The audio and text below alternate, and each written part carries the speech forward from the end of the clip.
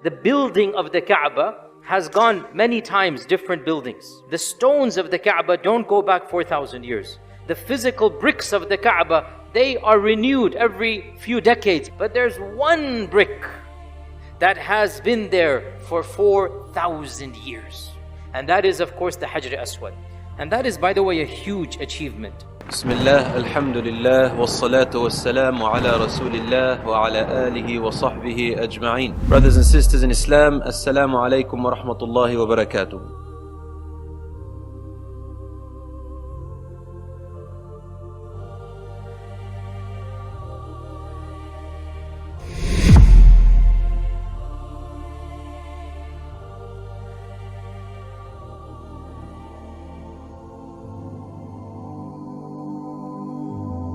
So the Prophet ﷺ had this young family with Khadija radiallahu anha. Life is good, alhamdulillah. He's got his house, he's got his wife, he's got his kids.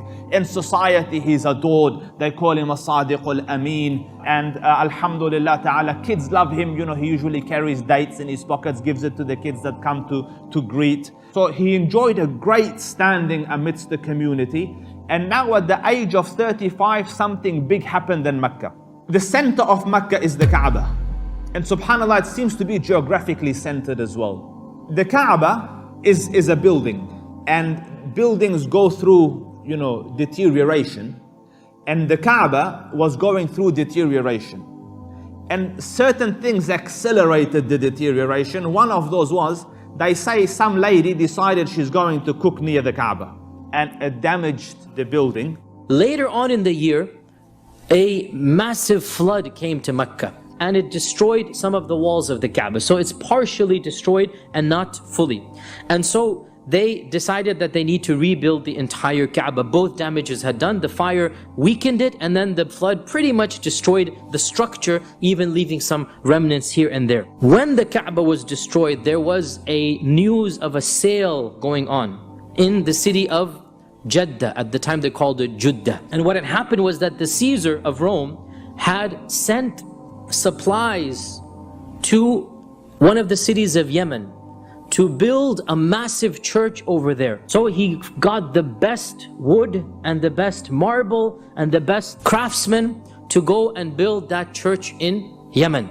But Allah had another plan. Allah sent a wind off the coast of Judah to cause the ship to basically crash, and the ship was damaged, but it just made it to Jeddah, because Allah has a plan. It didn't drown, it made it to Jeddah.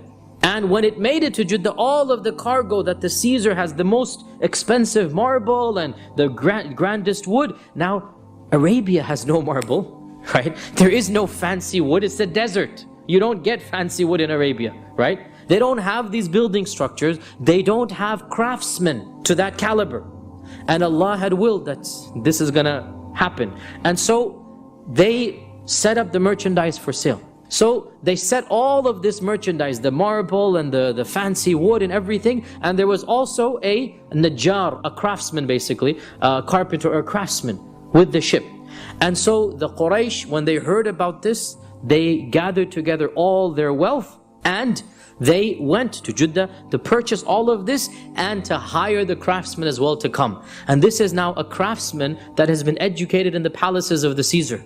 You're not gonna get a more qualified person on the face of the earth. How he ended up in Makkah, look, Allah Azza wa Jalla has a plan. SubhanAllah, Wallah, it's amazing when you think about it, right? How he ended up in Makkah with this fancy material, the choicest wood, the marble that the people in Makkah had never seen. And they collected money to go buy, and they were very particular. Of the monies, they said, we do not want money of fahsha. If money is got through gambling, adultery, riba, they were very specific. We don't want that type of money, but give us your purest money, because this is the house of God. So people contributed and they went and purchased the stuff, bought it, and now they're ready to start building. What's the problem? The problem is the Kaaba is not fallen down yet. The Kaaba is still the Kaaba. And every Arab child since birth, it's indoctrinated, ingrained, driven into their heads the majesty of this house. This is the house of Allah. So now they have to come and break the house of Allah to build a new one, and no one dares come near it. And subhanallah, for a few days there's a snake that comes out and sunbathes around there, and no one wants to, because that's a bad omen. There's a snake there as well, because it means the Lord doesn't want you to come. So Allah Rabbul Izzah sent a bird, an eagle or a hawk, and the eagle came, took the snake and went away with it. So they took this as a good omen that the Lord is happy and He's moved the calamity. This is a sign that we can proceed. But even now they're still hesitant. To them, the Kaaba was something great, much more greater than their own families. The Kaaba had a great presence in their hearts. These Arab admire and respect the Kaaba so much, and heard so many stories in the past about those who tried to bring any harm to the Kaaba, such as the story of Ashab al-Fil, when they wanted or intended to harm the Kaaba, how Allah subhanahu wa ta'ala destroyed them. So who's going to dare to take the rocks away and demolish the Kaaba? Everyone was preserved. I'm not going to touch it, you touch it. No, you touch it. And they had that dispute and argument, who will, and everyone was scared until one man, an elderly man by the name Al-Walid ibn al-Mughira al-Makhzumi, who is the father of Khalid ibn Walid. Al-Walid ibn al-Mughira al-Makhzumi, who was an elderly, wise, respected man among the people of Quraysh, he said, I'll start. By Allah, we only want good for this Kaaba. Yes, we know if someone wants bad for the Kaaba, they'll be harmed, but we want good. We intend good for the Kaaba, so why should harm come back to us? So he was the first one to start hitting and break down the rocks down. And he started destroying a little bit, and thereafter that evening they all slept and they waited for punishment. They were wondering what's going to happen. When nothing came, the next day he continued and everybody joined in, and the different clans were given different parts of the Kaaba to bring down and to rebuild. And amazingly, what had happened is they brought it down and they started building it. The question arises, how far down did they bring it? When they hit a certain point where they saw some green foundation, green rock foundation, they stopped there. Amazing. So the foundation we have today, the foundation of Ibrahim alayhi salatu wassalam. They did not have enough money to build the Kaaba the way it was originally built. They had shortage in money. So what did they do? They shortened the Kaaba's size. They shortened the width of the Kaaba. They shortened it and they put a mark as the Hijr Ismail. They put a mark that this is part of the Kaaba, and they called it later on Hijr Ismail, and that's the round circle that you see. That's part of the Kaaba. Originally, before that time, there used to be part of the structure of the Kaaba. At the same time, the height of the Kaaba, they increased it. Why they did that? Because the door of the Kaaba was built on the ground. You open the door, you walk in. Maybe there's a step and you walk into the door, and there's another door from the other side you walk out from. Now these Arab, they have a lot of pride, and they realize it's not fair for anyone to walk in the Kaaba and walk out. It's only those wealthy, respectful people, only us, the people of Quraysh, who have the rights to enter the Kaaba. So what did they do? They put the door up 3 meters high. So to enter the Kaaba, okay, you need to enter the door. But where's the door? It's 3 meters high. How are you going to get to the Kaaba? How are you going to get to the door of the Kaaba? That means you need a ladder. So obviously not anyone can enter the Kaaba now. And they closed the western door, where it's only one door to walk in and one door to walk out. So because of that, they also increased the height of the Kaaba. And that's why Nabi sallallahu alayhi wasallam, few years before he passed away and after the opening of Makkah, he told his wife Aisha, he said, by Allah, if you people weren't new into Islam, I would have demolished the Kaaba right now and rebuilt it the way Ibrahim built it. The proper width and the proper height. And the Prophet ﷺ said, and I would have opened 2 doors. One door for people to go in from, and another door for people to go out from. And I'll open it for everyone. So they changed a bit of the structure. So they shortened from the width, and they increased from the height, and they made the door of the Kaaba higher than it was. And how they built was they designated, because there's 4 walls around the Kaaba, they designated one wall to one of the major tribes. So now we reach the stage of the the building has reached the level where now they want to put the Hajar al-Aswad back in its place. And the Hajar al-Aswad is in the corner between two walls. So the Banu Abd Manaf is given the most prestigious, and that's the side of the wall. Why? Because they are the most prestigious. They knew it. Abdul Muttalib was from them. The second most prestigious, the Banu Makhzum. Abu Jahl is from this tribe. The Banu Makhzum, they get the wall that is the Rukn Yamani to the black stone. The Banu Abd Manaf and the Banu Makhzum are raising the corner that has the black stone. The black stone doesn't belong to either wall, it belongs to both. And so when they get to that area, trouble brews. Why? Because the Banu Makhzum and the Banu Abd Manaf are rivals. They remained rivals. Now this black stone to the Arab is also something great. It's not like every other rock. Everyone was participating into putting the bricks of the Kaaba when they were rebuilding the Kaaba. But when it came into putting the black stone in its place, the tribes, the different tribes at that time start to fight against each other. That war was going to break up between them. Who will get the honor to put the black stone in its corner? So the environment got very tense. And in tribal culture, it's a tough culture. So what happened is that the tribe of Makhzum went quickly and they got a pot of blood, put it down, and they dipped their hands into it, swearing that we will fight till the last drop of our bloods, but we will secure the honor of being the people that put the stone back, because for generations people will talk. And something to note about Arab mentality, they were very honor driven.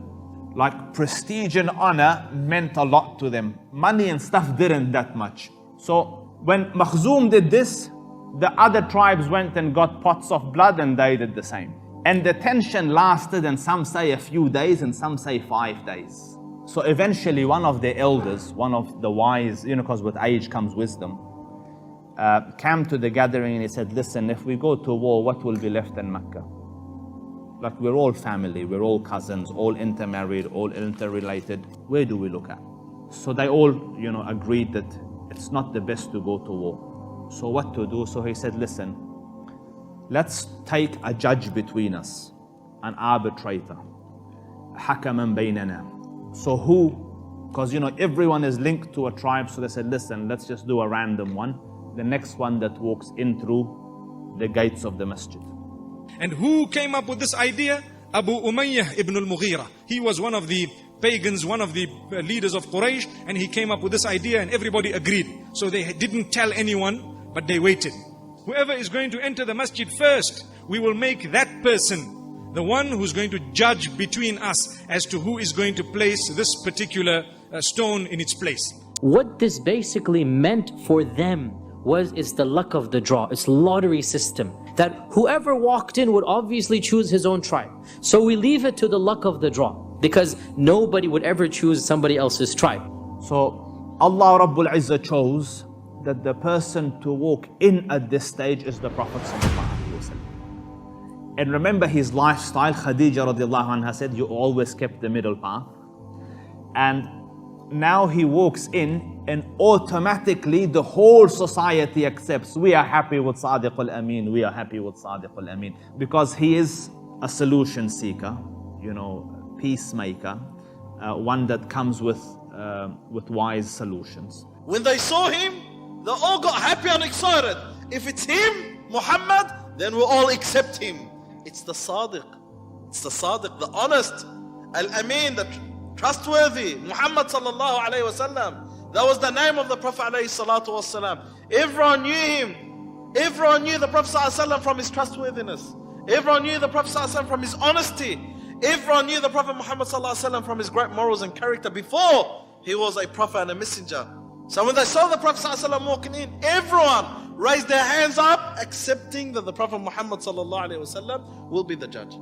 What does that show about how he's dealing with people? That every person thinks, I am the most special to him. Isn't that amazing? That every tribe is thinking, he likes me the most. He's going to choose my tribe. When he came in, they told him that, look, we are so happy that you walked in. Al-Amin, you are the most trustworthy. And you are the one we look up to. He had a lot of respect. So here, they told him, we need you to resolve the matter. You tell us who should lay the stone. So he said, okay, give me a piece of cloth. This had solved the problem, subhanallah. They were wondering, what is he asking for a piece of cloth for? They gave him a huge piece of cloth, and he said, every clan, one representative must catch one part of the cloth. That corner, this corner, the other one, and then he placed the stone in the middle. And when it was placed in the middle, they carried it right to its place. And when it got to its place, he lifted it with his hands and he put it in place. Problem solved, subhanallah. Big problem solved. So the honor of placing the stone was Muhammad sallallahu alayhi wasallam's. Look at Allah's plan. And yet all the clans were happy because none of them could say, we did and we did not. They all took part in it, and each one of them carried it, they lifted it, they brought it, and all he did was put it in its place. So this was also an amazing rank that Allah subhanahu wa ta'ala had given Muhammad sallallahu alayhi wasallam. And this shows you the wisdom of the Prophet alayhi salatu wasalam. Sallallahu alayhi wasallam made the judgment because of the hikmah, my brothers and sisters, because of the wisdom of the Prophet alayhi salatu wasalam. The Prophet alayhi salatu wasalam brought peace and calm among the people of Quraysh, where they were going to kill each other because of this. The hikmah and the wisdom of the Prophet ﷺ, which shows the vision of the Prophet ﷺ, his understanding, his wisdom, his tranquility, even before the prophecy ﷺ. So remember the first symbol, that when idol worship started, Zamzam disappeared. And Zamzam has recently been found again by the grandfather of the Prophet ﷺ, signifying that a change is coming towards Tawheed and preparation for that. And now the Kaaba has been rebuilt to show a renewal coming. The paganism of the old will go, and who will be at the forefront and the cornerstone of this? He put it there himself. You know, the cornerstone of this will be this person, Muhammad sallallahu alaihi wasallam. And at this age he is 35 years old. This is the history of the Kaaba, the honor given to Muhammad sallallahu alayhi wasallam. Now we are moving closer to the time when the angel came in. We will see what happened, inshallah, as he was meditating. What was he meditating over? What exactly happened? And as a result, may Allah subhanahu wa ta'ala bless us all. It was the blessing of Allah upon not only Quraysh, but humanity at large. Not only humanity, but the entire existence was blessed by what happened in that cave. May Allah subhanahu wa ta'ala bless us. May He make us understand and realize this blessing. And may He make us embrace it until we meet again, inshallah. We say, wa sallallahu wa sallam wa baraka ala nabina Muhammad. Subhanallah wa bihamdihi, subhanakallahumma wa bihamdik. Nashhadu an la ilaha illa anta nastaghfiruka wa natubu ilayk.